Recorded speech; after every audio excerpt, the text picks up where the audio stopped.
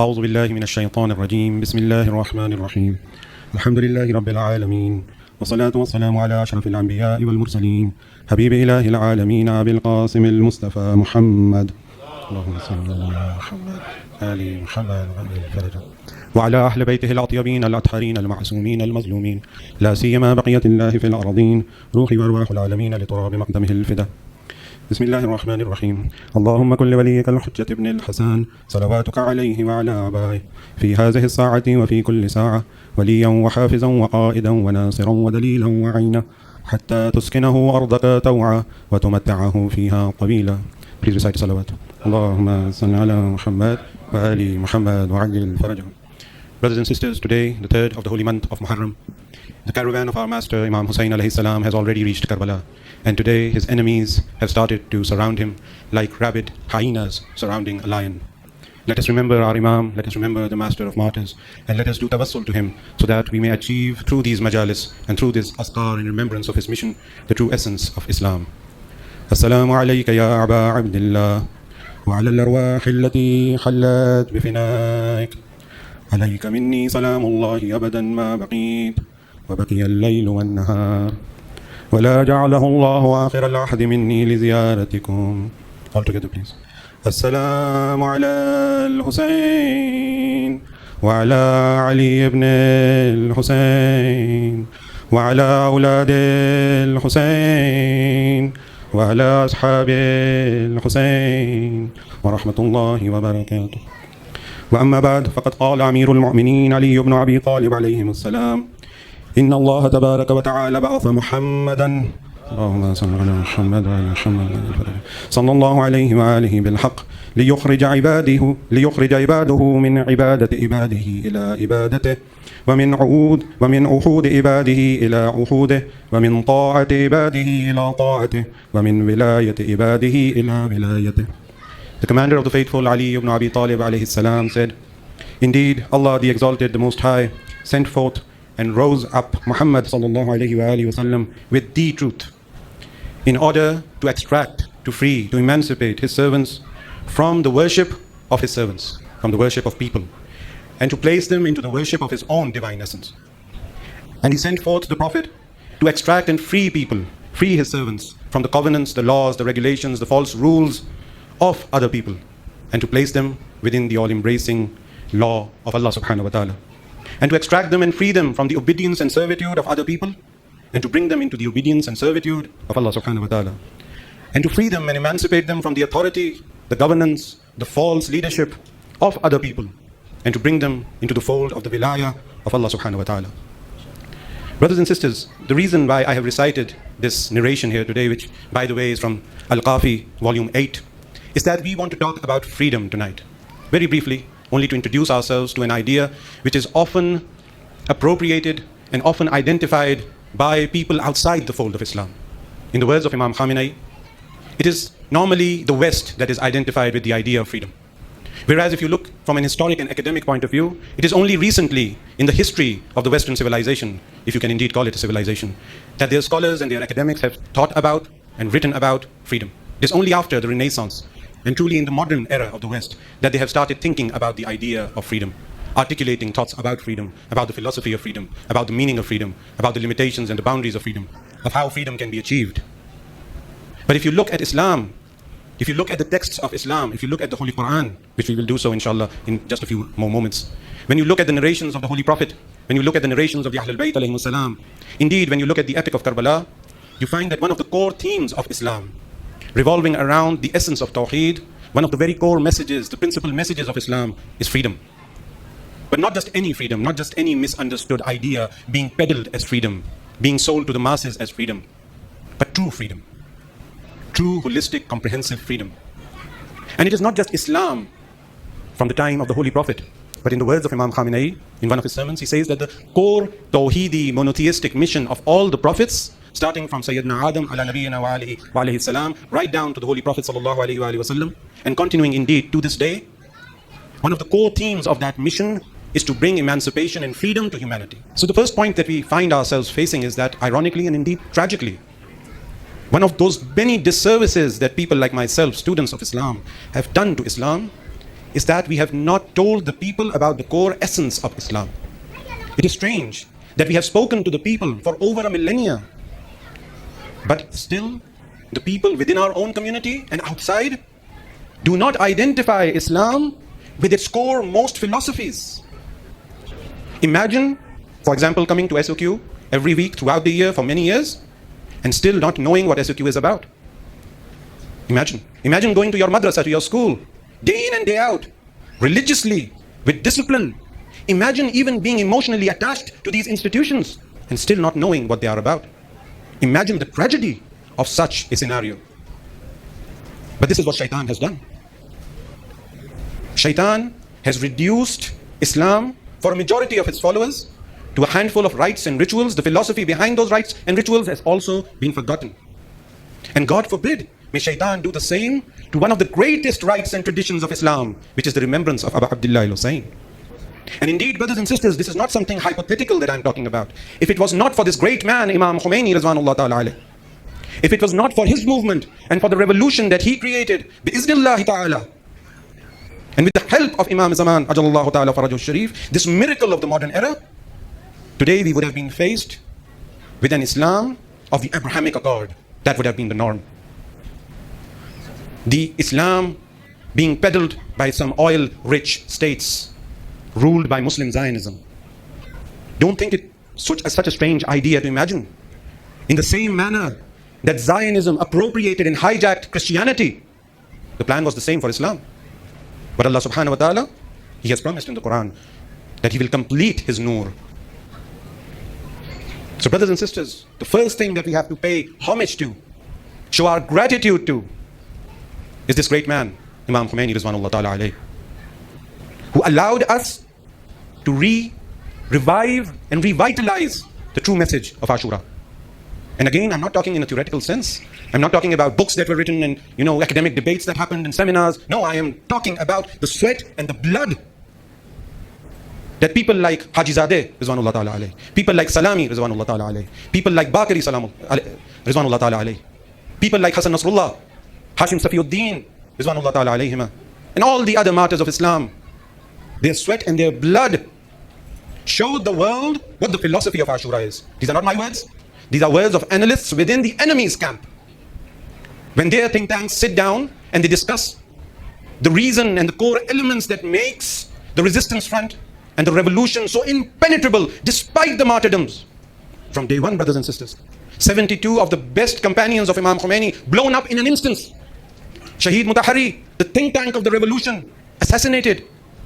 Hundreds and thousands of the best students of the revolution martyred on the fronts. But still, Islam continued its journey towards a miraculous level of success and victory.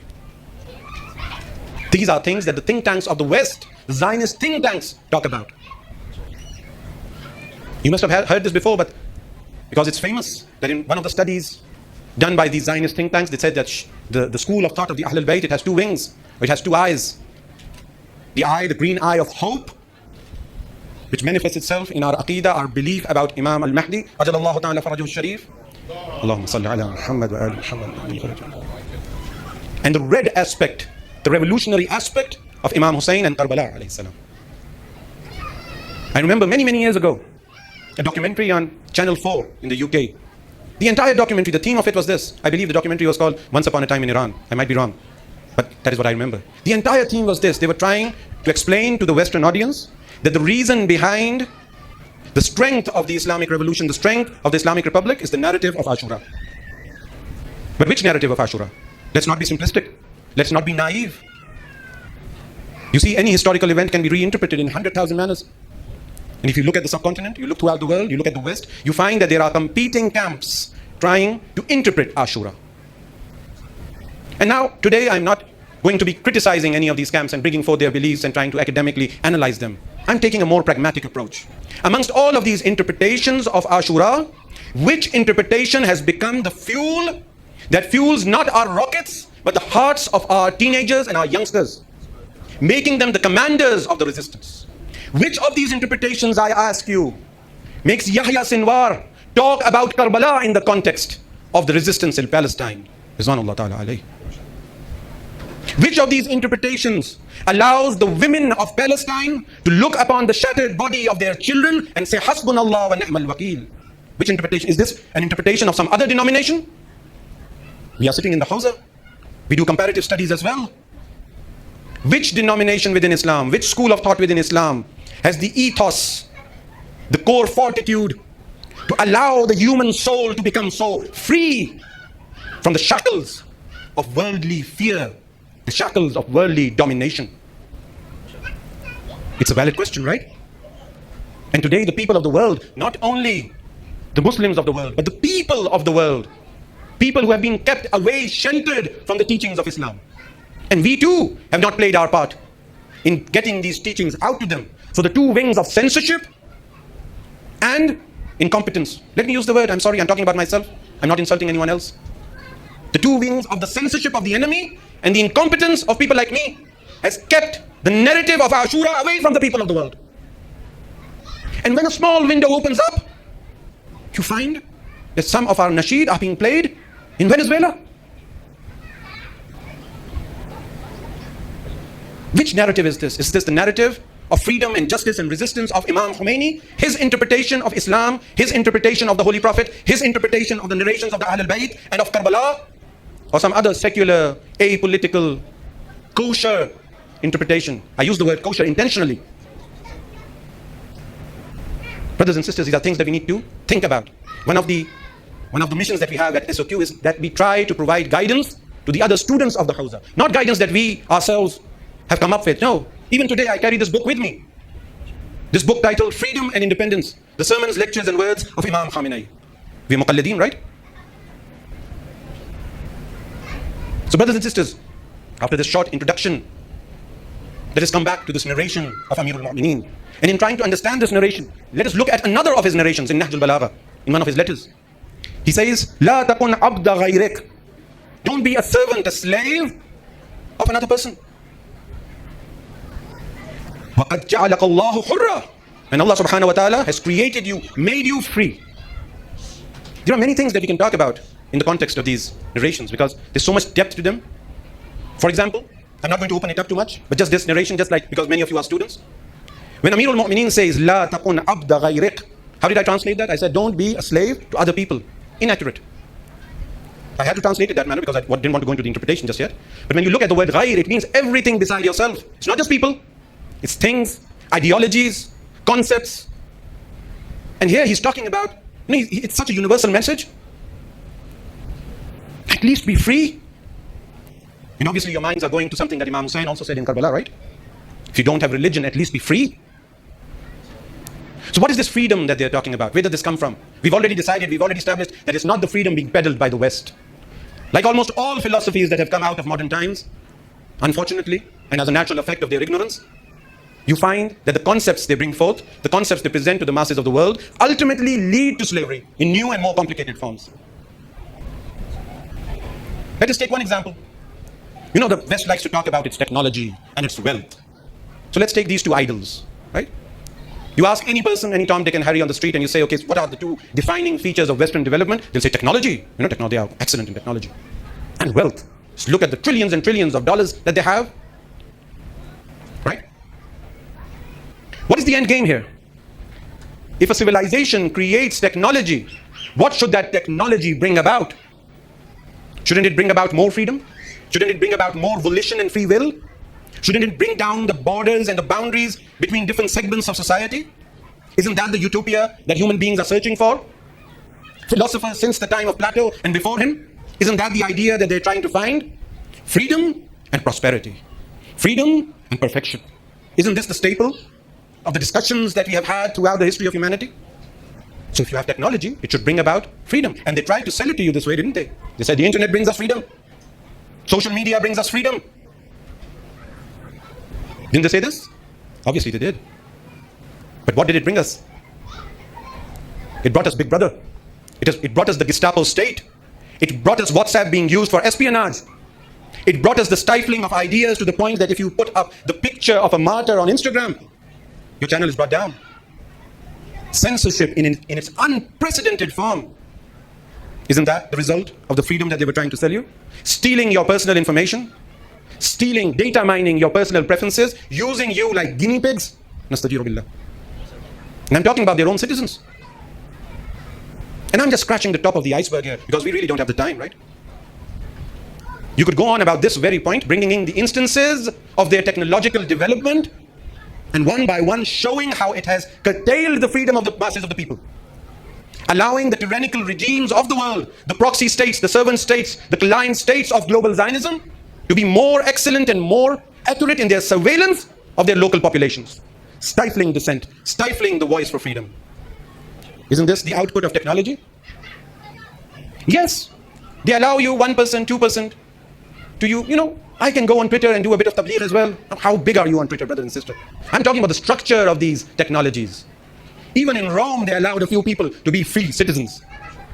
That was the window dressing of tyranny. That has always been the window dressing of tyranny. People like Malcolm X understood this years ago. Rizwanullah ta'ala alayhi. So technology, this is what it has brought you.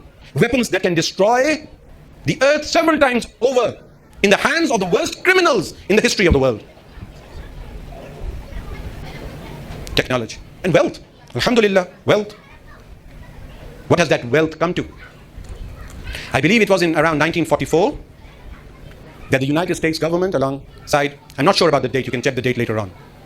But in the aftermath of the Great Wars, the United States, the government of the United States proposed to the already shattered states of Europe to make the dollar the international exchange currency.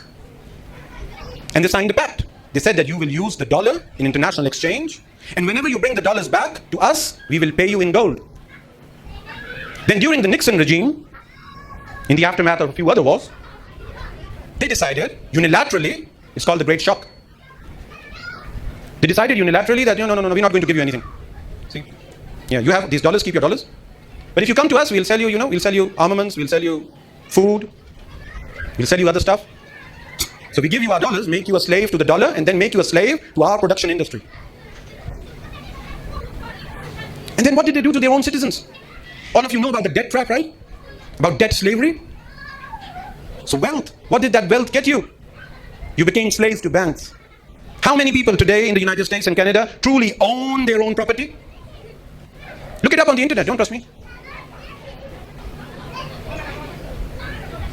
Slaves to the banks. The state itself slave to the Federal Reserve. What freedom are we talking about? The two great achievements of the West have led to the slavery of its own people. And obviously the world, because the world is like, Pax Americana. Because I don't have the time here today, inshallah, some other day. Just go on the internet and look up the amount of tax dollars siphoned out of the United States, legally siphoned out. This again is a great phenomenon of the modern world. The crimes are made legal and then performed.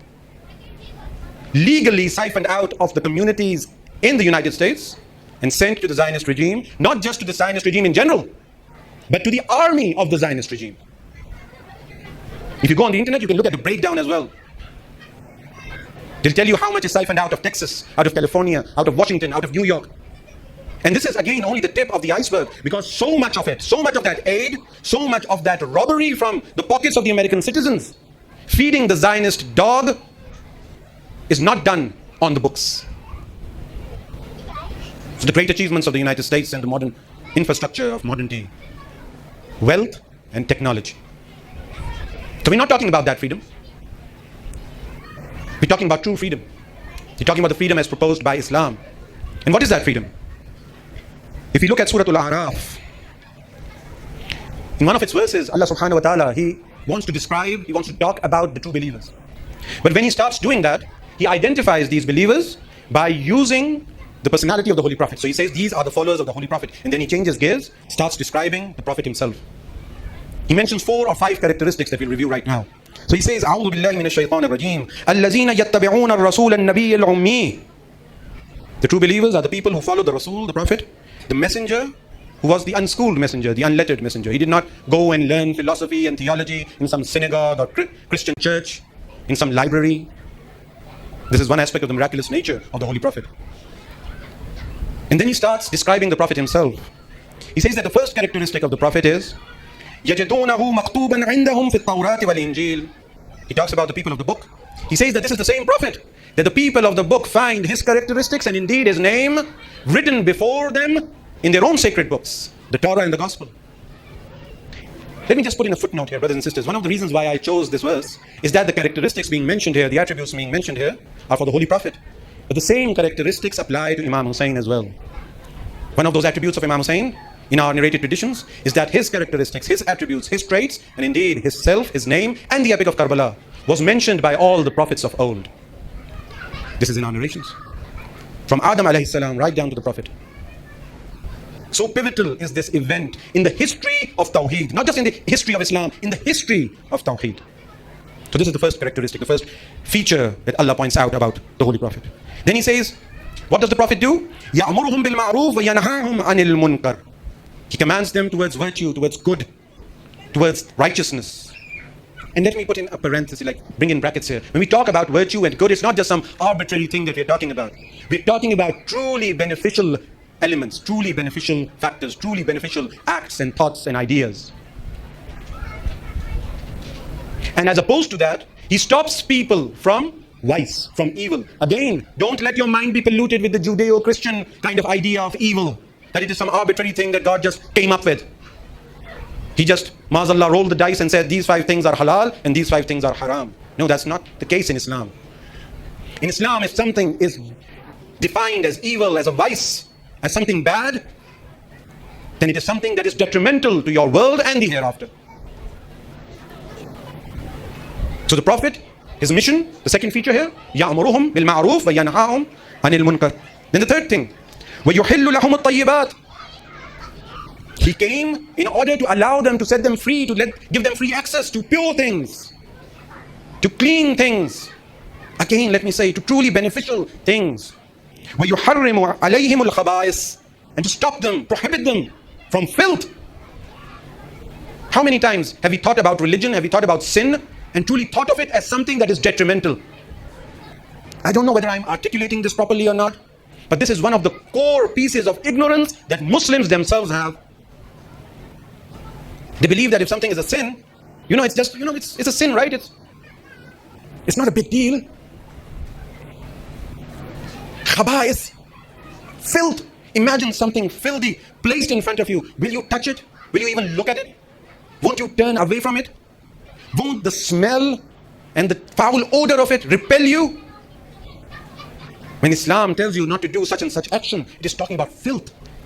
So again, you see the empathy of the mission of the Prophet. He comes to set you free of your delusions that you might have considered because of your own traditions, because of your own prejudices, that something is not halal, like the nations of old did. He sets you free. He says, no, كل شيء لك طاهر, كل شيء لك حلال, حتى تعلموا أنه قدير, حتى تعلموا أنه حرام. He sets you free. And then the last characteristic mentioned in this verse of the Holy Quran summarizes the entirety of these other characteristics. وَيَزَعُ عَنْهُمْ إِسْرَهُمْ وَأَغْلَالَ الَّتِي قَانَتْ عَلَيْهِمْ. He cuts open, frees them, emancipates them, sets them free from the ropes that have bound them, from the shackles that have been placed upon them by themselves and by others. Imagine that for a moment. Imagine humanity tied down with weighty ropes, weighty shackles. How many of us see Islam in this light? How many of us see Islam as the exact opposite? Islam has created these limitations. It doesn't allow us to do such and such thing. Many people see Islam as a limitation.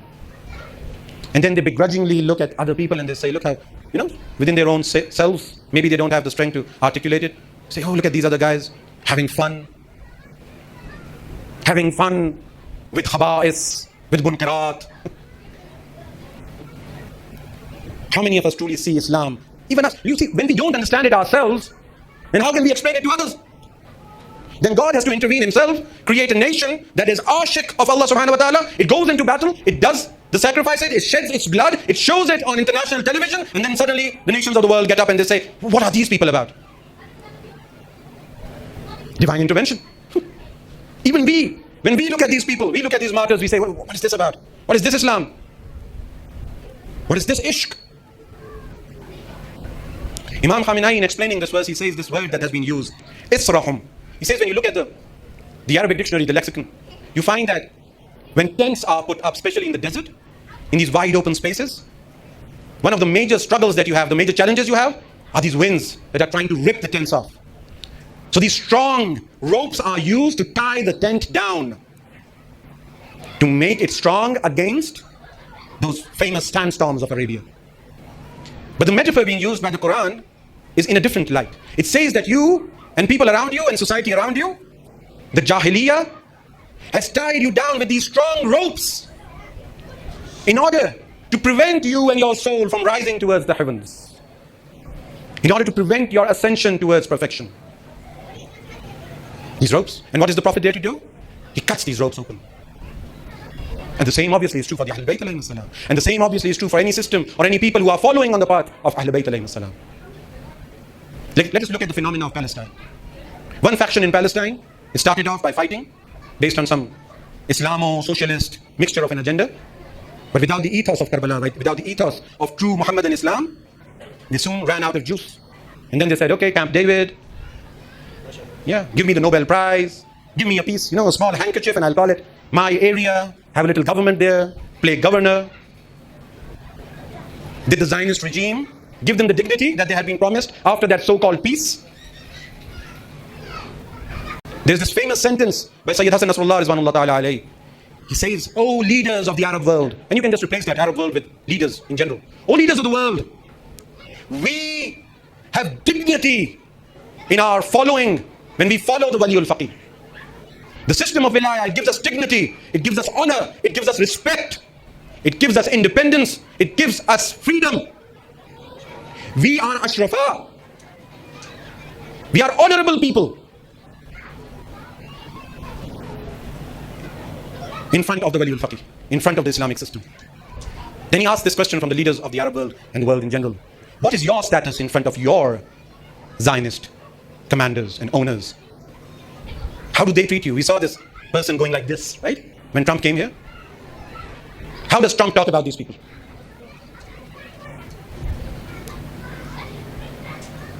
True freedom lies in Islam.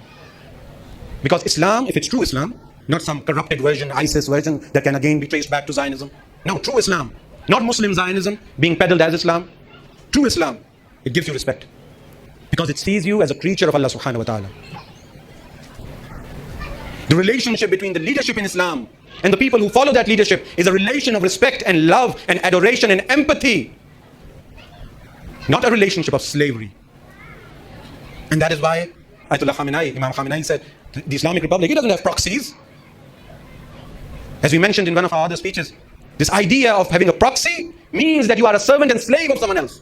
You are a tool being exploited and used for someone else's interests. Islam doesn't allow proxies. Islam allows fraternity and brotherhood. And then he said the only proxy in this region is the Zionist state, the Zionist regime. So brothers and sisters, inshallah, tomorrow we'll open up this idea. Today I just wanted to bring your minds towards this core concept. And I repeated it a couple of times. I'll do so once again at the end of this section of the speech. How many of us have been able to understand Islam? I'm even talking to the revolutionaries. How many of us have been able to understand the system of wilayah as the system of true and profound freedom? And then as a result, how many of us have found ourselves motivated enough, energetic enough to take this message and understanding to the masses of the world? Sheikh Zakzaki did it, and you saw the results.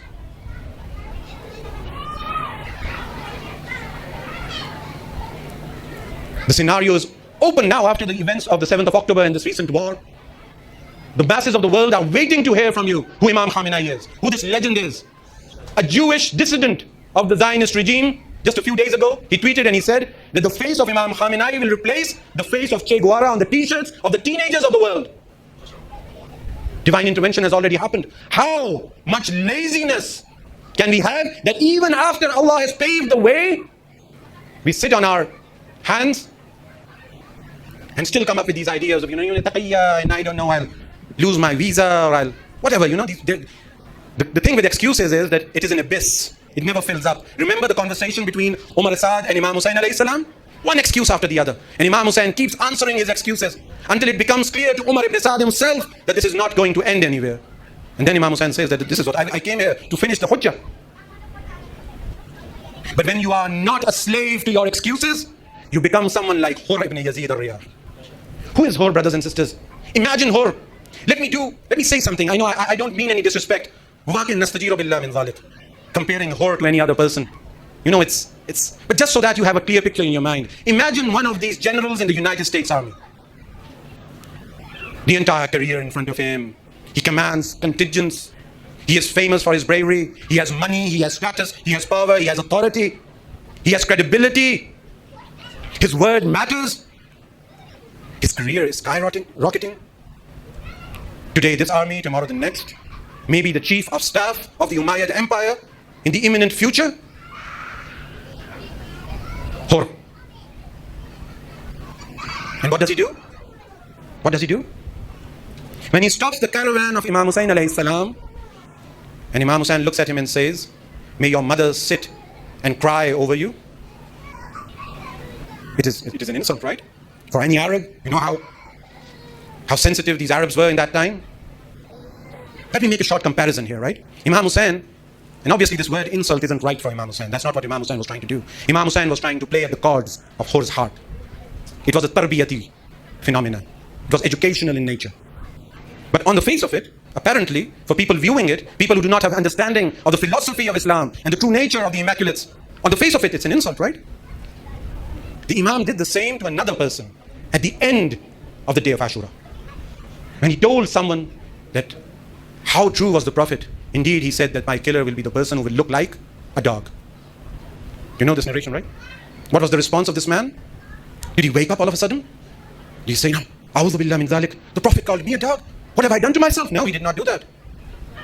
He flared up in vengeance. And then he did what he did. Because the khabasat, the filth within him came pouring out. But rewind to the episode of Hur. When Imam Hussain alayhi salam says, "Thaqulatka ummuk," how does Hur respond? He says that, "Ya Imam, I cannot do such a disrespect about your mother." See how that educational tool used by Imam Hussain made the virtue of Hur come pouring out of his soul?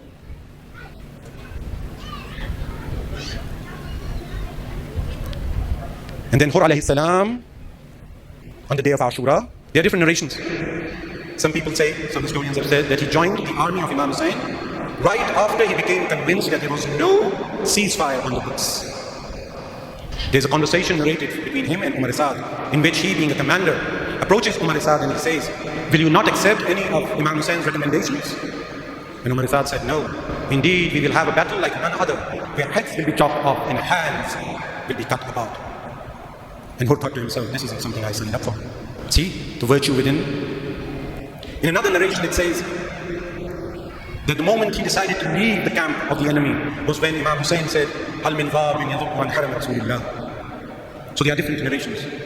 But what is certain is that Hur, at the pinnacle of his power, at the pinnacle of his authority, when other people were seeing the event of Karbala as the launching pad of their glorious careers, Hur looked upon the face of the son of Lady Fatima al-Zahra and he said, No. Freedom, brothers and sisters. Freedom from the affiliation to this world.